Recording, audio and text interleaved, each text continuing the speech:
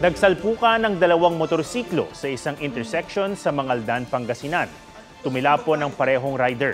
Naganap ang aksidente habang paliko sa isang kanto ang babaeng rider at sakto namang may paparating na motorsiklo. Dinala agad sila sa ospital.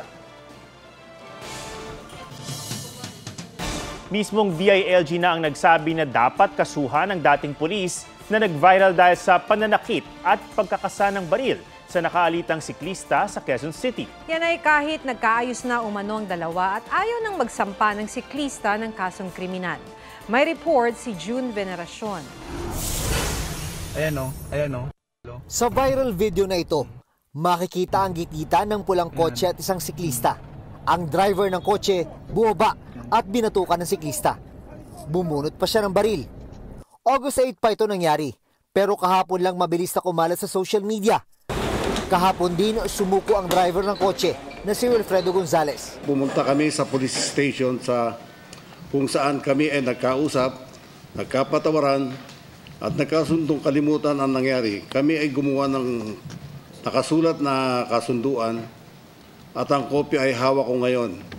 Ang siklista ayaw na magsalita sa media, pero kinuwento niya sa bike enthusiast na si Attorney Raymond Fortuna nangyari. Pinilit daw siyang dalhin ni Gonzales sa malapit na estasyon ng pulis at pinagbayad pa para sa pinsala sa kotse. Punersa po si siklista na pumirma ng isang kasunduan. Number 1, inaamin niya na siya daw yung may kasalanan. Number 2, na siya ay kailangan magbayad ng 500 pesos. Gusto pang kunin yung buong pera na nandoon sa wallet niya, 800 pesos. Pero nakiusap na lamang siya na nagmakawa siya kasi nga gutom na siya, nanginginig siya sa takot, nanginginig siya sa gutom. Baka pwede naman itira na lang yung 300 para makakain siya paglabas niya ng police station. Ayaw na ring magsampa ng kasong kriminal ng siklista dahil sa takot. Ayon sa PNP, dating pulis si Gonzales, nagka-dismissal order siya noong 2017 kahit 2016 pa nagretiro. Kaya apektado ang kanyang mga benepisyo. Kinansela na ng PNP ang lisensya, firearm registration at permit to carry ni Gonzales. Kinumpiska na rin ang 3 pang baril na nakapangalan sa kanya. Paliwanag ng PNP Civil Security Group, pribilehiyo at hindi absolute right ang pagmamayari ng baril. Kaya pwede itong bawiin kahit walang due process lalo kung may basihan. So pagka sinampa po natin ito ay magiging people of the Philippines po ito ay po pwede naman po. Subalit tulad ng sinabi ko po sir, kailangan po na may private complainant po. Ayon sa DILG, dapat kasuhan si Gonzales at pwede raw yan kahit ayaw ng tumistigo ng siklista. Ayon sa LTO, sa ibang tao nakarehistro ang kotseng dala ni Gonzales. Pareho nilang pinapatawag si Gonzales at ang car owner hanggang August 31. Dalawa ang violation na nakikita ng LTO sa insidente. Una, ang improper person to operate a vehicle. At ikalawa, reckless driving. Nakaalarma na rin daw sa LTO ang pulang kotse. Umapila naman si Quezon City Mayor Joy Belmonte sa siklista na lumapit sa kanila para mapanagot si Gonzales na aniyay menace o banta sa lipunan. Titiyakin daw niyang mabibigyan ito ng legal assistance at proteksyon. June Veneracion, nagbabalita para sa GMA Integrated News. Unang araw ng klase bukas pero walang pasok sa ilang lugar dahil sa epekto ng bagyong Goring. Walang pasok ang mga estudyante sa lahat ng antas sa pampubliko at pribadong paaralan sa Benito Soliven, Isabela. May pasok naman ng teaching at non-teaching staff. Wala ring pasok sa Cauayan City, Isabela.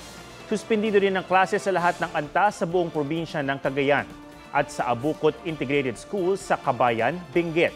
Sa Mamburao at Rizal sa Occidental Mindoro, walang pasok sa lahat ng government offices at eskwelahan sa lahat ng antas, pribado man o pampubliko. Sa bayan ng Abra de Ilog, walang pasok mula kinder hanggang grade 12 pati ALS o ALS. Kansilado rin ang klase at pasok sa lahat ng tanggapan ng gobyerno sa Bacolod City, Negros Occidental. Kabi-kabilang landslide, baha at bitak sa mga lupa ang naranasan sa ilang lugar sa Luzon dahil sa bagyong Goring. May report si Dano Tingkungko.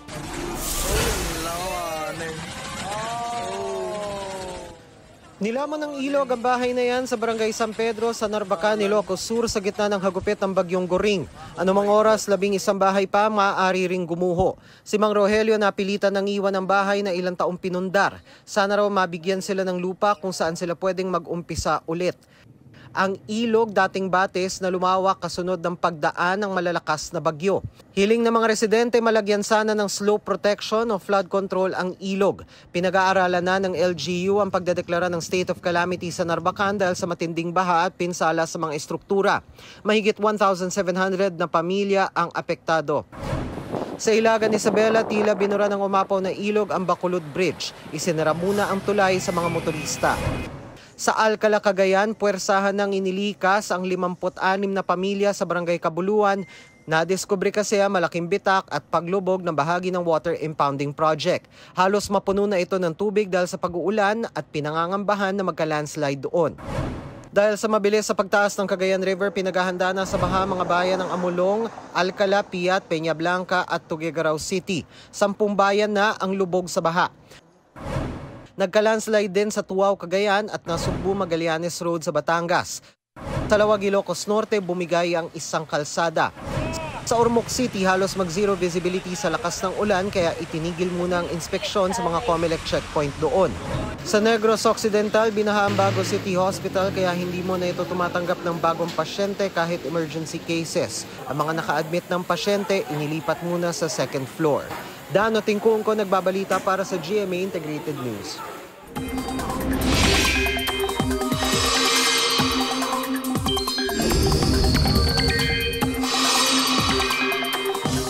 Bukod sa bagyong Goring, patuloy ring minomonitor ng Pag-asa ang bagyo na nasa labas ng Philippine Area of Responsibility. Ang Typhoon Goring huling namataan 260 km silangan ng Tuguegarao City. Nakataas ang signal number 1 sa Batanes, northern at eastern portion ng mainland Cagayan, kabilang ang Babuyan Islands at sa eastern portion ng Isabela. Sabi ng Pag-asa, lalapit ang bagyong Goring sa Batanes at hindi inaalis ang posibilidad na mag-landfall ito doon. Posibleng sa Huwebes ito lumabas ng PAR. Pero ang tropical storm na may international name na Hakway, inaasahang papasok sa PAR sa Miyerkules o Huwebes at tatawaging bagyong Hana. Sa ngayon, ang bagyong Goring at hanging habagat ang nakakaapekto sa bansa. Sa datos ng Metro Weather, uulanin bukas ang Northern Luzon, Zambales, Bataan, western portions ng Southern Luzon at Visayas at ilang bahagi ng Mindanao. Posible rin ang mga pag-ulan sa Metro Manila bukas. Animang patay sa banggaan ng van at trailer trucks sa La Union. Ang mga biktima kagagaling lang sa pamamasyal. May spot report si Mark Salazar. Wasak at yupi ang van na yan ng isang mag-anak sa Bawang La Union matapos bumangga sa trailer truck. Patay ang 6 na sakay ng van, kabilang ang isang batang 8 taong gulang na kagagaling lang sa pamamasyal. 4 ang sugatan. Nagtamo ng minor injury ang driver ng truck na wala pang pahayag. Sa investigasyon, may nakasaksi raw na biglang nag-swerve ang van at napunta sa lane ng truck. Nagkasundo na raw ang dalawang panig. Bandang alas 9 kagabi nang sumiklab ang malaking sunog sa Adelpha Compound at Vargas Compound sa Barangay Culiat, Quezon City.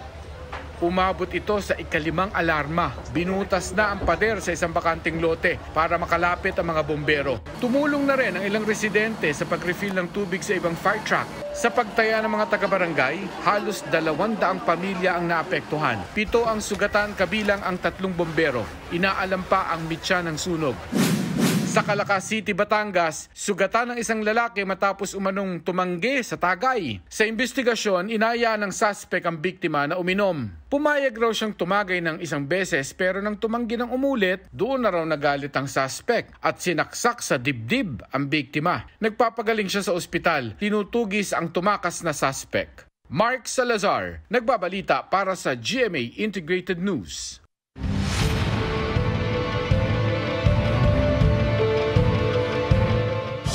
Simula na ngayon ng election period para sa barangay at sangguniang kabataan elections na tatagal hanggang November 29. Sa Makati, malapiesta ang ceremonial kick-off. Sa Maynila, maagang nag-cut off dahil sa dami ng naghain ng Certificate of Candidacy. Isang kandidato sana sa SK na overage na ang kakasuhan dahil peke ang isinumiting birth certificate. Sa Taguig, nagkalituhan sa mga Embo Barangay dahil ang precinct number noong bahagi pa sila ng Makati ay pareho sa ilang presinto sa Taguig. Maaaring maghain ng COC hanggang September 2. Bawal mangampanya bago ang October 19. May mga COMELEC checkpoint na rin na umiiral na ang gun ban. Sa Libon, Albay, kinumpirma ng COMELEC na namatay sa pamamaril ng isang kapitan ng barangay na naghain ng COC kanina.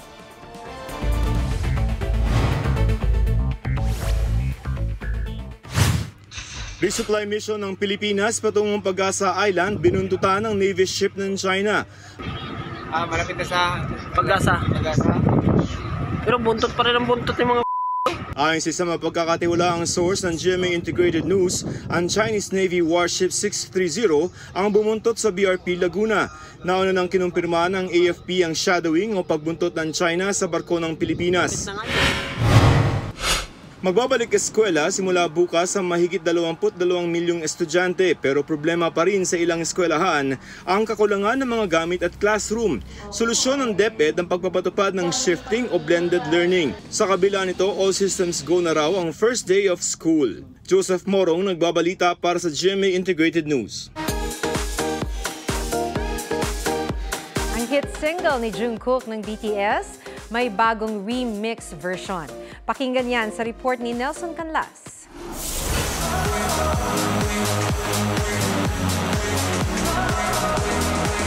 Yan ang bagong version ng hit single ni Jungkook ng BTS na 7 featuring Lato. Ang dance electric version nito na in collaboration with Swedish DJ Alesso. More than 1 million na ang views ng 7 Alesso remix.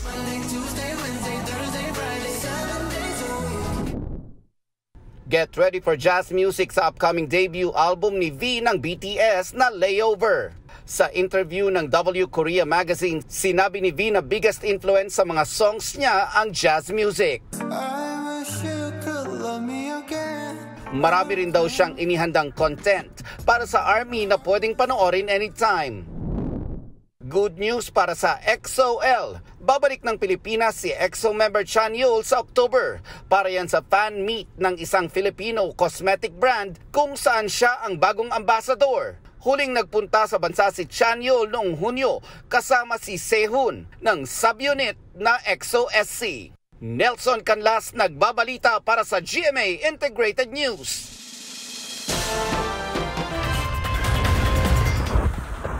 Namataan ng ipo-ipo o water spout na yan malapit sa Isle of Wight sa England.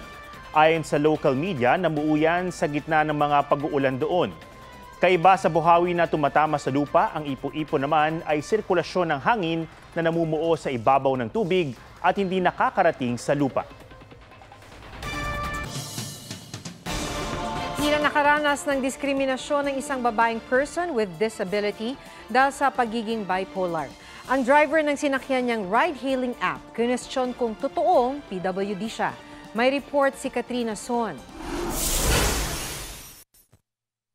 Ito ang Facebook post ng isang babaeng nagpakilalang PWD o person with disability.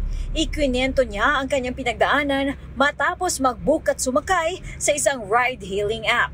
Tinanong umano ng driver si Fatima, di niya tunay na pangalan, kung PWD ba siya.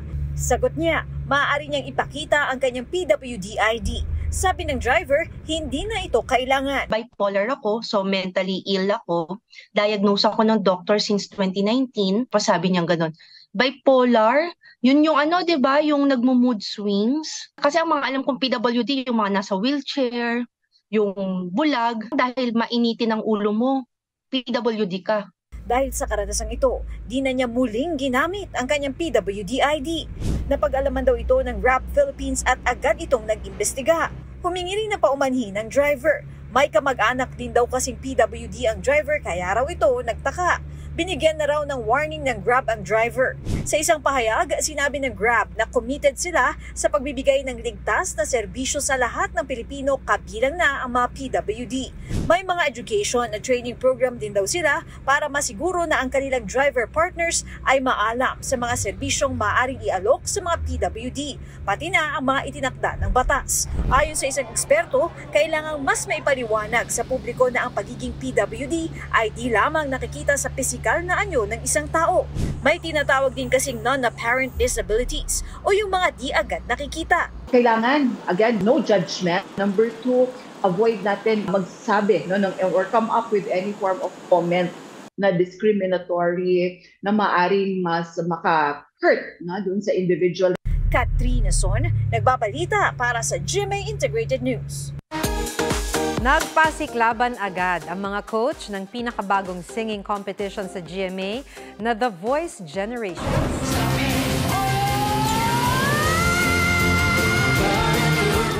Nag-viral ang pagbirit na yan ni Coach Estel ng SB19 sa opening number kasama sina Coach Chito Miranda, Billy Crawford at Julian San Jose. Pinag-usapan din online ang tagisan ng coaches sa agawan ng magagaling na duo at group blind auditionee. Ngayong National Heroes Day, kinikilala natin ang isa pang mukha ng kabayanihan. Gaya ng nag-viral na tatay na delivery rider dahil maging sa pagkayod niya sa kalsada, dala niyang litrato ng ipinagmamalaki niyang anak na magtatapos na cum laude. Pusuan yan sa report ni Katrina Son. Nag-viral sa social media ang post na ito tungkol sa isang amang delivery rider. Dala-dala niya ang larawan ng anak. Nakalagay rin ang katagang Proud Papa at pangalan ng anak niyang gagraduate na cum laude. Ang nag-post nito si Mark Chris Oliver Palangka na isa ring ama na antig daw. Sa junction, usual traffic. Nakakuha ko ng chance na makuhaan siya. Tapos, shinare ko lang to inspire others. Parang, alam mo yun, despite of the negativities, parang ang sarap niyang i-share. Natuntun namin ang Proud Papa na si Elmer Malianao sa Antipolo City. Nung malaman ko na-confirm na niya sa akin na cum laude siya, agad po akong nag-isip anong gagawin ko para ipahayag ko sa lahat na cum laude anak ko. Naisipan daw niyang magpagawa ng tarpaulin noong una. Pero gusto raw niya na mas marami ang makaalam na sobrang proud siya sa anak. Kaya nagpa-laminate siya ng mga grad pics nito. Hindi raw kasi biro ang magpalaki ng mga anak, lalo pat maaga raw namatay ang kanyang asawa. Kung sisigaw ako at makakarating sa langit, sana makarating para marinig niya ako yung tagumpay na nung anak niya ngayon. Sonia, ito na! Grabe, cum laude yung anak mo! Kung naririnig mo ako.